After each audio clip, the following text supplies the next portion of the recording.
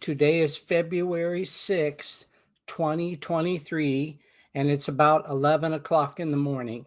And I wanted to have a bit of a chat with you because, sometimes I get in a pensive mood and I don't get depressed. I just appreciate what I've had in my life and what I've gone through. And also, family and friends that have passed my life at different times. And I thought I would just talk about that for a few minutes. It'd be a great chance to kind of catch up with you. You can know a little bit more about me, but at the same time, hopefully, you're able to also think about your own family and friends and mentors, both now and in the past. I'll be 66 coming June 6th. And so I'm old enough that I can look back and I can say, yeah, those people really helped me, or I really miss those people. And when I was younger in my 20s, I didn't think about that too much, or in my 30s or 40s. But, I started to do it more in my 50s. But I would encourage you as soon as possible to really begin to appreciate the people who are in your life now and the people who were in your life before, because actually the ones that were before are still in your life. You think about them, you have memories about them, and so forth. And I wanted to talk a little bit about that today. I've planned for several years to get all of our family photos together and to scan them. And I have a box of them. And I went yesterday, I took them, I separated them out, and I have a big box of them inside of my other bedroom. So I'm going to start that process. I think it's going to take 3 months, maybe something like that, working on it, maybe up to 6 months. But the things that I can scan and then put in a digital format and put up online is going to be great for my family. And for the future of my family, and then have CDs. And I have some of the family information, but not all. I spent the last 10 years doing family genealogy, and I probably, with my particular branch of the family, my name is Kraft, but of course we have a lot of different names in our family through the generations.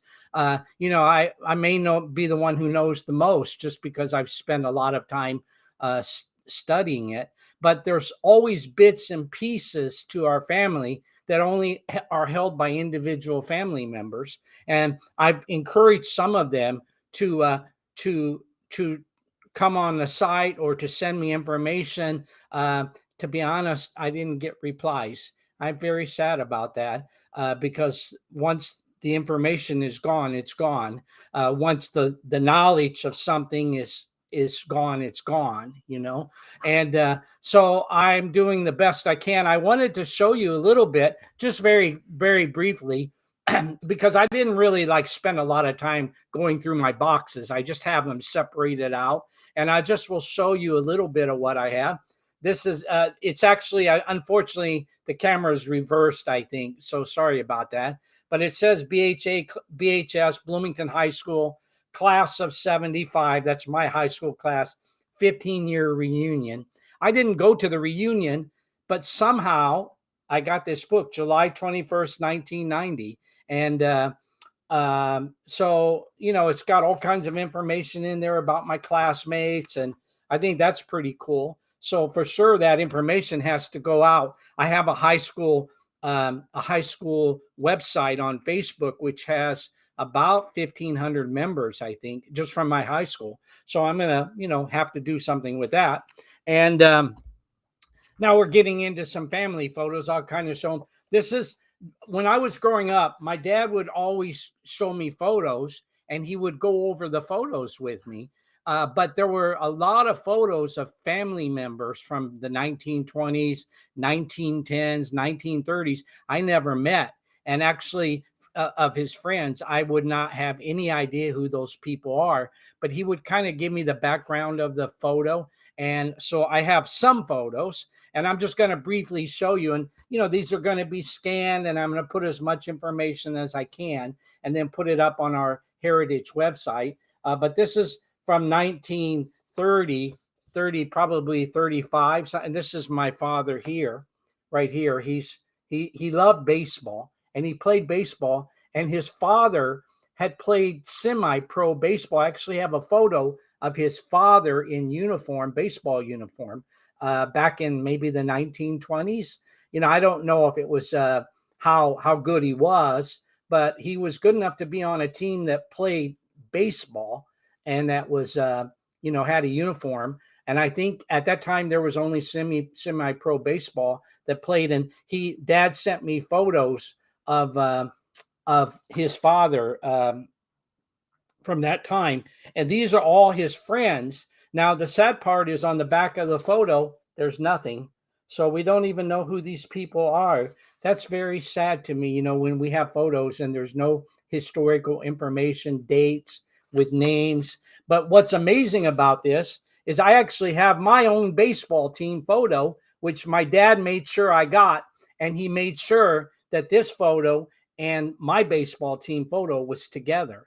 And he also did it with a football where he was throwing a football and I also was throwing a football. Now I'm going to show you just, I'll show you my baseball team photo. Here's my baseball team photo. Now, what's amazing about this is that my dad actually put down on the back, he's in the photo, the names and the date and the time. And that's in Linwood, California. And or it's just Compton, California. Actually, the baseball field was in Compton. We lived in Linwood. And so I have all the names here. So when I put it up on the internet, hopefully someone from that team will, do a search and they'll come across it. And I'm in here. Let's see, there I am right there in the middle. And then my dad is here. My dad was the assistant coach. So that's very cool because we have corresponding photos about the same age. I was probably 10 or something at that age, 10 or 11. And then my dad made sure I got these. These were the baseball fields that he would go to in my hometown, which have been now long gone. This was called Epps Field, I think. And this was from the 1930s, Bloomington, Illinois. And that's where he would go watch baseball games. And it was the farm league for maybe the Chicago Cubs or the St. Louis Cardinals. I'm not really sure which farm team was, but we have the actual photos. And this was also where my grandfather played. He played at that field. So that's very interesting. My grandfather, his name was Earl Kraft. And here's it's called it's got the name of the field. It's called Fans Field, I think. There's the field right there. Isn't that cool? And here's some more pictures with, now what's good about this, my dad wrote when he was older, he wrote on the back, my baseball team taken by my mother in about 1938, and he lists the name of the people. Now, that's going to be amazing because when I put that up on the internet or on my high school phone, Facebook, people are going to know they're going to say, that's my father or that's my grandfather. And I'm sure they don't have these photos. These are one of a kind photos because they were taken by my grandmother. And very, very cool. Let me see the names here. Wow. Hard to say. Fred Murphy, Wilson, Fannie Wilson, Francis. There's a girl in there. Francis, Fannie Wilson, Art Murphy. A picture very dear to me. My dad wrote on that. Isn't that cool? I really have an obligation to my father to make sure that we talk about these things and we pass it on. Here's a picture of me taken, and on the back again, I was someone wrote, I think it was my grandmother Lamb, the information. Excuse me. Taken at St. Louis Zoo in 1966. Grandpa Lamb, 6 to 8 years old. Robbie, that's me, age 9. Linda, age 14. Jerry, age 27. Lynn Marie, 3.5 years old. We took a trip down to the zoo in St. Louis. Thank God for whoever wrote on the back of these photos. Robbie, age 7 years old, 1964. Isn't that cool? There you go. Okay. And I have a whole bunch of photos in a book like this, whole bunch. Okay. And actually, let me see. Let me do a quick look here. These were photos that were of me growing up. Excuse me. Here are some wonderful photos. That's me. The top two photos. The bottom is my father from 1930s. His baseball team. Excuse me. Got a cough. And these are pictures of my grandparents, my father, my grandparents. That would be my sister, my eldest sister. And that would be my grandmother. I'm not sure who that person is, to be honest. Hopefully on the back, it's on the back of the photo. Great photos right here. My great grandfather is there. This would be my oldest sister, 1948, probably 1949. So anyway, we have to get all these photos sent to the right places and put in the right hands. That's very important. Here's my Aunt Mary. She was absolutely gorgeous, beautiful. What a beautiful lady. Okay. I was very close to her and loved her very much and miss her very much. And then we have other photos. I have other photos. Sorry about that. I have other photos that are like this one is from China, from me taking a trip there. I lived there. And this was when I lived there. This was 1996. No, I'm sorry, 1993 probably. And this is a friend of mine. They're both friends of mine. This was a man I was very close to. He was a pastor, and his name was Milton Mead. And I won't tell you his name because he's still in communist China. He lives there. And so that was very cool. You know, what a picture, right? And look, I didn't write down dates, names, or anything. I need to do that, you know, while I still have memories. And then I'm not going to show you everything, but I have lots and lots of books of papers here, all my tennis stuff, you know, for the years and years of me being involved in tennis. And I've got photos, letters, magazine articles. You know, here's right here. One's called, I'll show it to you if I can without things falling out. China Service with me. That would have been 1992. And a newspaper article. And I'll show you one more. Okay, this was from Breaking Down the Wall, talking about how I went to China and I set up tennis. I brought in new ideas for tennis. I was one of the first people to do that. And this would be it's a magazine. I'll show you the magazine. Okay. Let's see if I can find the cover of the magazine, okay? And I have that. Oh, that's the USTA magazine. Wow, I didn't realize that. United States Tennis Association. That was the main magazine that went to all over the people who belong to the United States Tennis Association. And the date of that is January 1993. And that's 2 pages or a page right there. The Breaking Down the Wall. Former USTA clinician Bob Kraft now teaches tennis to the masses in China.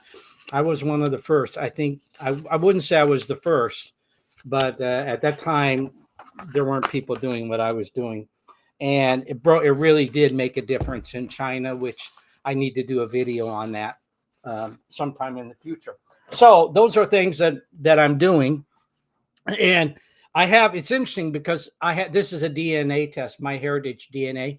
I actually did a DNA test for my children, and it's very interesting. Of course, I kind of knew what to expect with the heritage of our family, what countries they were from, you know, the history. I'd heard stories. I knew enough about it to kind of know how to pinpoint certain people in my family going back maybe 150 years. Uh, but that particular information that I did opened up a lot of doors. It showed, it validified, helped me verify what I had known or what I had heard, exactly where our family was from. It opened up a lot of doors with relatives that I didn't know we had, or that were long lost contacts. Like, for example, I grew up near Chicago, Illinois, Bloomington, Illinois, but we had relatives in Oregon that I knew about, because we had back in the 20s or 30s somebody go to Oregon from our family, my grandfather's sisters, or a sister. And then we were able to contact the people who were in Oregon. So, it was really great. So I decided to do my own DNA.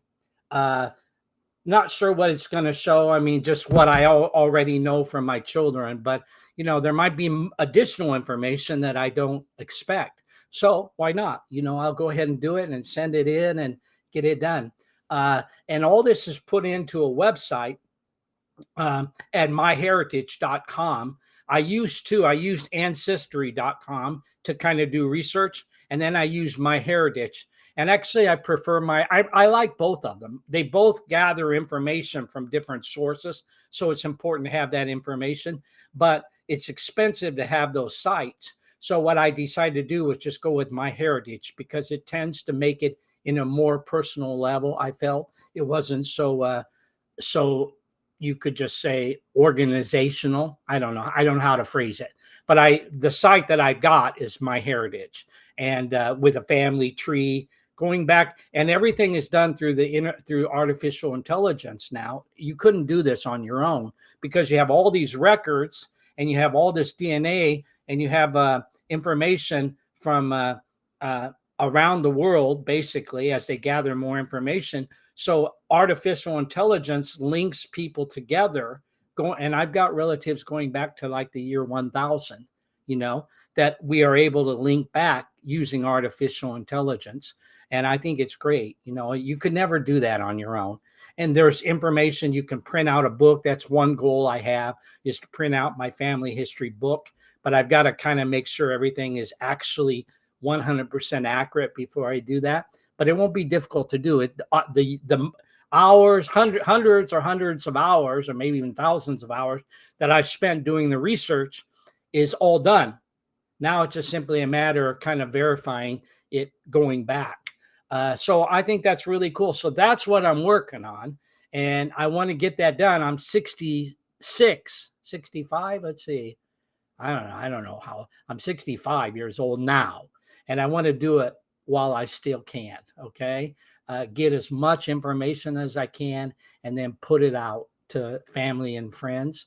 And, I want to also just talk, this is not just about my family, but it's also talking about friends, mentors that I have had that have passed on, or that are very old now, people that are teachers that I really had a big impact on my life. Those are people I remember, and friends growing up that we've lost contact, or some of them have passed on. And I want to get as much of my memory while I can on an audio, not necessarily on a video. I'll do a video for a little bit, but most of it will be on audio, simply because it takes too much digital space to do videos constantly, hundreds and hundreds of hours. So I'll do an audio, and then that's something I wish that my father had done for me, because he never told me much about his background, and a little bit, but I wish he had told me more and more, and I'd had it recorded, or my mother, or my grandparents. That wasn't done. And it's not difficult to do. It just, people don't do it, maybe because some of them don't have the capabilities. They don't know how to use the internet, but sometimes it's just laziness. They don't want to do it. They have the capabilities, but they don't want to take the time. And once it's gone, it's gone. So I'm going to do that. So that's what I'm working on. And today I have to do paperwork of some kind, which kind of personal paperwork. And then I have to do that, working on that for pretty much the whole week. And then tonight, or I'll do a video, hopefully a live video to Poland. They sent me an email last night and said we want to do a news reporting on the balloon that's flying over the U.S., the spy balloon, and they want to do a report on it from the U.S. So I'm gonna either do a live report or I'm gonna do a pre-recorded, or maybe both. So there you go. So I hope you're having a good time wherever you are. Remember, think about your family history. Do as much as you can to pass on your memories to your loved ones.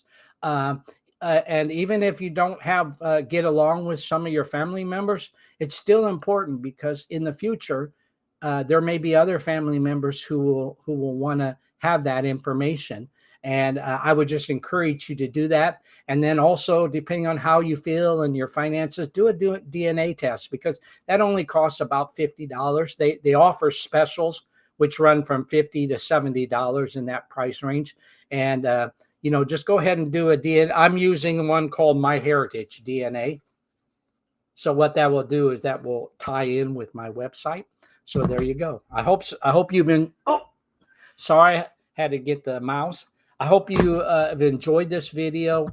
And like I say, later on today, I'm going to do one on the balloons over U.S. and my knowledge of it, and also my thoughts on it.